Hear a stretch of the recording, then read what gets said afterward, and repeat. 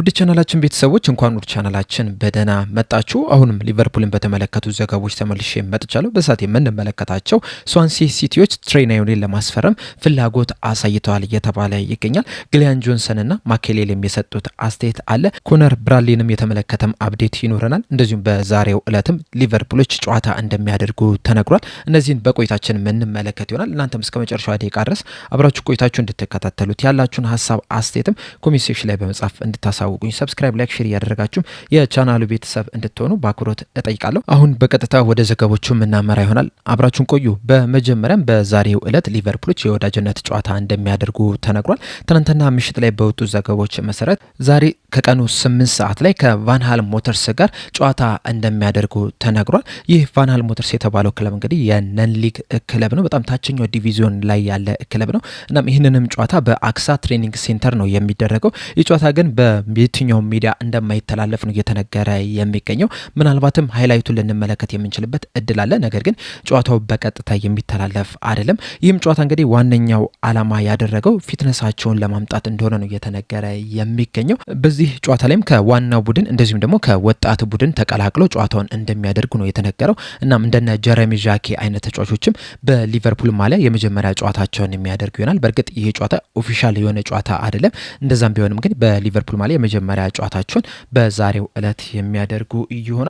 በመቀጠልም ኮነር ብራድሊን ወደ ተመለከተው ዘገባ ስናመራ ለሊቨርፑል ቅርብ የሆነው ጋዜጠኛ ዴቪድ ሊች በዩቲዩብ ገጹ ላይ በሰጠው አስተያየት የውስጥ ምንጮች እንደነገሩኝ ኮነር ብራድሊ ከጉዳቱ አገግሞ ወደ ጨዋታ ለመመለስ ብዙም አልቀረውም። ሲዝኑ የተጀመረ አካባቢ ወደ ሜዳ ይመለሳል እያለን ይገኛል። በተጨማሪም በሰጠው አስተያየት ኮነር ብራድሊ ሲዝኑ የተጀመረ አካባቢ ወደ ሜዳ ቢመለስም እንኳን ራሱ በቋሚነት ለመጀመር ግን ምናልባትም ረዘም ያለ ጊዜ ሊፈጅበት ይችላል። በተለይ ያለፉትን 2-3 ዓመታት ከተመለከትን ተደጋጋሚ ጉዳት የሚያስቸግረው አይነት ተጫዋች ነው። በተጠናቀቀው ሲዝን እንኳን ራሱ 2 ጊዜ ረዘም ያሉ ጉዳቶች አስተናግዶ ነበርና ከዚህ በኋላ ከጉዳቱ አገግሞ ሲመለስ ወደ ማች ፊትነሱ እንዲመጣ እንደዚሁም ደግሞ ጨዋታዎችን በቋሚነት እንዲጀምር ለማድረግ በጣም ረዥም ጊዜ ሊፈጅበት ይችላል። ሊቨርፑሎችም ይህንን ተጫዋች በጣም በጥንቃቄ እንደሚከታተሉት ነው የሚጠበቀው። እናም በቀጣይ ዓመትም ሊቨርፑሎች በዚህ ተጫዋች ላይ ሙሉ ለሙሉ እምነት ይኖራቸዋል ተብሎ አይጠበቅ። በዚህም ምክንያትም ተጫዋቾችን ለማስፈረም ወደ ገበያ ሊወጡ የሚችሉበት እድል አለ። በተለይ 2 አማራጮችን ሊጠቀሙ የሚችሉበት እድል አለ። አንደኛው አማራጭ በግራም በቀኝም ክንፍ መጮት የሚችል የተከላካይ ስፍራ ተጫዋችን ካልሆነም ደግሞ በመሀል ተከላካይ ስፍራ እንደዚሁም ደግሞ በቀኝ ክንፍ ተከላካይ ስፍራ ላይ መጮት የሚችል ተጫዋችን ሊያስፈርሙ የሚችልበት እድል አለ እያለን ይገኛል። በመቀጠልም ክላውድ ማኬሌሌ በአሌክሳንደር ኢሳቅ ዙሪያ የሰጠውን አስተያየት ነው የምንመለከተው። ትናንትና አመሻሽ ላይ ከኢምፓየር ኦፍ ዘ ኮፕ ጋር ባደረገው ቆይታ በሰጠው አስተያየት ከስፔን ላሊጋ ወደ እንግሊዝ ፕሪሚየር ሊግ መምጣት በጣም አስቸጋሪ ነው። አዳፕት ማድረግ ሊጉን በጣም አስቸጋሪ ነው። በተለይ ስፔን ላሊጋ እና የፕሪሚየር ሊጉ የተለያየ አይነት ዲማንድ ነው ያላቸውና ፕሪሚየር ሊጉን እስክትላመድ ድረስ ጊዜ ይፈጅብሃል። በዚህ ረገድ አሌክሳንደር ኢሳቅ ፕሪሚየር ሊጉን በጣም በጥሩ ሁኔታ አዳፕት አድርጎታል። ምክንያቱም ሪያል ሶሲዳድም እያለ ጎል ሲያስቆጥር ነበረ። ወደ ፕሪሚየር ሊግም ከመጣ በኋላ ከኒውካስል ዩናይትድ ጋር ጎሎችን ሲያስቆጥር መመልከት ችለናል። በእርግጥ ያለፈው ሲዝን ከሊቨርፑል ጋር በተለያዩ ምክንያቶች የተጠበቀበትን ያህል እንቅስቃሴ ማድረግ አልቻለም። ቢሆንም ግን አሁንም በጣም ምርጥ የሚባል አጥቂ ነው። በዚሁ ብቃቱ እንዲቀጥል ከተፈለገ እንደ አሌክሳንደር ኢሳቅ አይነት አጥቂዎች ብዙ እድሎች ሊፈጠርላቸው ይገባል። ከአማካኞች፣ ከአጥቂዎች፣ ከክንፍ አጥቂዎችም የተለያዩ እድሎች ሊፈጠርላቸው ይገባል። ብዙ እድሎችን በፈጠርኩለት ቁጥር ደግሞ አሌክሳንደር ኢሳቅ ጎሎችን ማስቆጠር የሚችል ተጫዋች ነው። ምክንያቱም ከጎል ፊት ለፊት በጣም አደገኛ ሩትለስ ወይም ደግሞ ጨራሽ የሚባል አይነት አጥቂ ነው። እንደዛ እንዲሆን ከተፈለገ ግን ብዙ እድሎችን ሊፈጠርለት ይገባል። እናም በቀጣይ ሲዝን ሊቨርፑሎች ለአሌክሳንደር ኢሳቅ የተለያዩ እድሎችን የሚፈጥሩለት ከሆነ ብዙ ቻንሶችን ክሬት የሚያደርጉለት ከሆነ ብዙ ጎሎችን እንደሚያስቆጥር በእርግጠኝነት መናገር ይቻላል የሚል አስተያየቱን ሰጥቷል።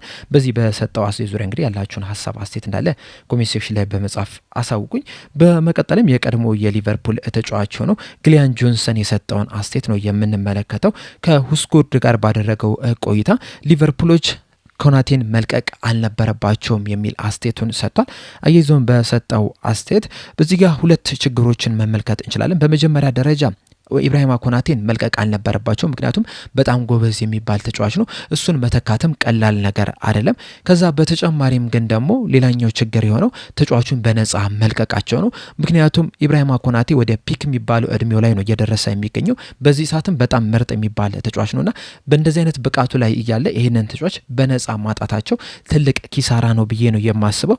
እናም በቻሉት መጠን ማቆየት ነበረባቸው። ምክንያቱም አሁን ላይ ወደ ገበያ ወጥቶ እንደ ኢብራሂማ ኮናቴ አይነት ተጫዋቾችን ለመተካት ጥረት ቢያደርጉ በትንሹ ወደ 70-80 ሚሊዮን ፓውንድ ማውጣታቸው አይቀርምና ይሄ ደግሞ ለነሱ በጣም አስቸጋሪ ነው የሚሆንባቸው። እንደዚሁም ኢብራሂማ ኮናቴን በነፃ ባያጡትና ለሪያል ማድሪድ በ80 ሚሊዮን ፓውንድ ቢሸጡት ኖሮ እንኳን ራሱ ኢብራሂማ ኮናቴን ለመተካት በጣም ነበር የሚቸገሩት። ምክንያቱም ገበያውን ከተመለከታችሁት በጣም ብዙ ጥራት ያላቸው የመሀል ተከላካይ ተጫዋቾች የሉ ቢኖሩ ራሱ በጣም ውድ ነው የሚሆንባቸውና ኢብራሂማ ኮናቴን መተካት ቀላል አይደለም የሚሆነው። እናም በአጠቃላይ በሜዳና ከሜዳ ውጪ በሆኑ ጉዳዮች ኢብራሂማ ኮናቴን በነፃ መልቀቃቸው ለሊቨርፑል ትልቅ ኪሳራ ነው ብዬ ነው የማስበው። ነገር ግን ደግሞ በገበያው ላይ በጣም ብዙ ተጫዋቾች ባይኖሩ እንኳን ራሱ በጣም ጥቂት ተጫዋቾች አሉ ሊቨርፑሎች የሚፈልጓቸው አይነት ኳሊቲ ያላቸው የተከላካይ ስፍራ ተጫዋቾች፣ ሁሉን ነገር ማሟላት የሚችሉ ተጫዋቾችና ምናልባትም ከነዛ መካከል አንዱን ሊያስፈርም የሚችልበት እድል አለ ብዬ አስባለሁ። በተለይ ደግሞ የሊቨርፑልን የዝውውር ሂደት ከተመለከታችሁ በታሪክም ሊቨርፑሎች አብዛኛው ጊዜ በጣም ትክክለኛ ውሳኔ ነው የሚወስኑት። በጣም በጥቂት አጋጣሚዎች ብቻ ናቸው ያስፈረሟቸው ተጫዋቾች ስኬታማ ያልሆኑትና አሁንም የሊቨርፑል የምልመላ ክፍል ኢብራሂማ ኮናቴን በጥሩ ተጫዋች ይተኩታል ብዬ አስባለሁ። በተለይ ደግሞ ሁሉም ተጫዋቾች መተካት ይችላሉ፣ የማይተካ ተጫዋች የለም። ነገር ግን ያንን ለመተካት ግን ትንሽ ልትቸገር የሚችልበት እድል አለ። እናም ሊቨርፑሎች ኢብራሂማ ኮናቴን ለመተካት ትንሽ ሊቸገሩ ይችላሉ። እንደዛም ቢሆንም ግን በሌላ ተጫዋች መተካታቸው አይቀርም የሚል አስተያየትን ሰጥቷል። በዚህ ግሊያን ጆንሰን በሰጠው አስተያየት ዙሪያ ያላችሁን ሀሳብ አስተያየት እንዳለ ኮሜንት ሴክሽን ላይ በመጻፍ አሳውቁኝ። በመቀጠልም ትሬ ናዮኒን ወደ ተመለከተው ዘገባ ነው የምናመራው። አንፊልድ ኢንዴክስ እና ስዋንሲ ኢንዲፔንደንት ይዞት በወጡት መረጃ መሰረት ስዋንሲ ሲቲዎች ትሬ ናዮኒን ለማስፈረም ከፍተኛ ፍላጎት አላቸው። በተለይ ደግሞ የስዋንሲ ሲቲ ሄድኮች ወይም ደግሞ አሰልጣኝ የሆኑት ቪክተር ማቴስ ይህንን ተጫዋች ለማስፈረም ከፍተኛ ፍላጎት አለው። ስዋንሲ ሲቲዎችንም እያስጨነቀ እንደሆነ ነው እየተነገረ የሚገኘው። በእርግጥ ስዋንሲ ሲቲዎች ይህንን ተጫዋች በውሰት ውል ነው ወይስ በቋሚነት ነው ማስፈረም የሚፈልጉት የሚለው እስካሁን ድረስ አልተረጋገጠም። ነገር ግን ተጫዋቹን ለማስፈረም ከፍተኛ ፍላጎት አላቸው። እንደዚሁም ትሬ ናዮኒ ወደ አሜሪካ ከሊቨርፑል ጋር የመጓዝ ነገሩም 50-50 እንደሆነ ነው እየተነገረ የሚገኘው። እናም ሰኞ ወይም ማክሰኞ ስኳዱ ወደ አሜሪካ ሲጓዝ ትሬ ናዮኒ ላይጓዝ የሚችልበት እድል እንዳለም ተዘግቧል። በእርግጥ ሊቨርፑሎች ይህንን ተጫዋች በውሰቱ ሊሰጡ የሚችልበት እድል እንዳለ ከዚህ ቀደም በወጡ ዘገቦች ስንሰማ ነበረ። ነገር ግን ደግሞ ትሬ ናዮኒ ሊቨርፑሎች የመሸጥ ምንም አይነት ፍላጎት የላቸውም። ምናልባት ለቀጣይ ሲዝን በውሰቱ ለሌላ ክለብ ሊሰጡ የሚችልበት እድል አለ። ምናልባትም ወደ ስዋንሲ ሲቲ ሲያቀና ልንመለከት እንችላለን። ነገር ግን ደግሞ በቋሚነት የመሸጥ ምንም አይነት ፍላጎት የላቸውም። ስዋንሲ ሲቲዎችም እንግዲህ ይህንን ተጫዋች ለመግዛት እንቅስቃሴ ያደርጋሉ ተብሎ አይጠበቅም። ምናልባት በውሰቱን ለመውሰድ ግን ከፍተኛ እንቅስቃሴ ሊያደርጉ የሚችሉበት እድል አለ። በእርግጥ ይህ ተጫዋች ከሊቨርፑል ጋር አብሮ ወደ አሜሪካ ተጉዞ ምናልባትም በቀጣይ ሲዝንም በዚሁ በሊቨርፑል ሊቆይ የሚችልበት እድል ሊኖር ይችላል። በተለይ ደግሞ በአንዶኒ ኢራኦላ ስር የሚያሳየውን እንቅስቃሴ ታይቶ ነው ይህ ተጫዋች በውሰት ውል መውጣት አለበት ወይስ በሊቨርፑል መቆየት አለበት የሚል ውሳኔ የሚወሰኑና ምናልባትም ከቡድኑ ጋር ወደ አሜሪካ ተጉዞ በአሜሪካ ቆይታ ካደረገ በኋላ በነዛ ጨዋታዎች እድል ተሰጥቶት ከዛ በኋላ በሚያሳየው እንቅስቃሴ አንዶኒ ኢራኦላ በሊቨርፑል ቤት መቆየት አለበት ወይም ደግሞ ወደ ሌላ ክለብ ሄዶ ልምድ አግኝቶ መመለስ አለበት የሚል ውሳኔ ሊያስተላልፍ ይችላል። እናም እንደኔ ሀሳብ ምንም እንኳን አንፊልድ ኢንዴክስ እና ስዋንሲ ኢንዲፔንደንት ወደ አሜሪካ የመጓዝ እድሉ 50-50 ነው ቢሉም እኔ ግን ወደ አሜሪካ ይጓዛል የሚል አስተያየት ነው ያለኝ። ከዛ በኋላ ግን ምናልባትም ከአሜሪካ ከተመለሰ በኋላ በውሰት ውል ሊወጣ የሚችልበት እድል አለ ብዬ አስባለሁ። በአጠቃላይ ግን አንፊልድ ኢንዴክስ እና ስዋንሲ ኢንዲፔንደንት ይዞት በወጡት መረጃ መሰረት ስዋንሲ ሲቲዎች ትሬ ናዮኒን ለማስፈረም ከፍተኛ ፍላጎት አላቸው። በቅርቡም ይህንን ተጫዋች ለማስፈረም እንቅስቃሴ ያደርጋሉ ተብሎ ይጠበቃል። ሊቨርፑሎችም በአንጻሩ ይህንን ተጫዋች በቋሚነት የመሸጥ ምንም አይነት ፍላጎት እንደሌለ ላቸውን እየተነገረ የሚገኘው ምናልባት ግን በውሰት ውል ሊሰጡ የሚችሉበት ከፍተኛ እድል አለ። እናም በዚህ ዝውውር መስኮት እንግዲህ የዚህ ተጫዋችን ሁኔታ በትኩረት መመልከት የሚኖርብን ይሆናል። እንደናንተ ሀሳብ ግን ትሬ ናዮኒ በሊቨርፑል ቆይቶ በአንዶኒ ኢራኦላ ስር ቢሰለጥን ለሱ እድገት የተሻለ ነው ብላችሁ ታስባላችሁ ወይስ ወደ ሌላ ክለብ ሄዶ ትንሽ ልምድ አግኝቶ ቢመለስ ለሱ ጥሩ ነው ብላችሁ ታስባላችሁ? ሀሳብ አስተያየታችሁን እንዳለ ኮሜንት ሴክሽን ላይ በመጻፍ አሳውቁኝ። ለአሁን እኔ እዚህ ላይ አበቃው። እስከ መጨረሻ ደቂቃ ድረስ ስለተከታተላችሁኝ ከልብ አመሰግናለሁ። በቀጣይ በሌላ እስከምንገናኝ ድረስ ግን ሰብስክራይብ፣ ላይክ፣ ሼር ማድረግ እንዳትረሱ። ቸር ያቆየን።